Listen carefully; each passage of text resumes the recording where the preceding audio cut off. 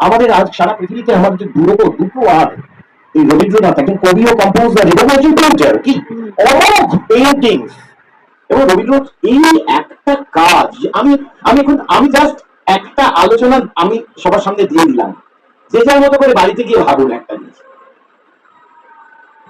আচ্ছা, দেবেন্দ্রনাথের 14 নম্বর সন্তান যদি না হতো, রবীন্দ্রনাথ যদি না হতেন, রবীন্দ্রনাথ না থাকলে আমাদের কি হতো, বাঙালি বাঙালি জীবন কিরকম হতো রবীন্দ্রনাথ না থাকলে? এটা কি আমরা ভাবতে পারি? আমরা ভাবতে পারি? আমরা ভাবতেও পারবো না। অদ্ভুত, আমরা প্রেমপত্র লিখতে পারতাম না।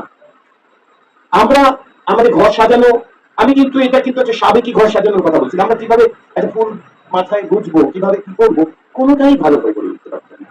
আমরা পরস্পরের সঙ্গে দেখা হলে আমরা কি বলবো, আমাদের বিয়েতে আমরা কি গান গাইবো। এই প্রকৃতি যতদিন থাকবে শান্তিনিকেতন থাকবে।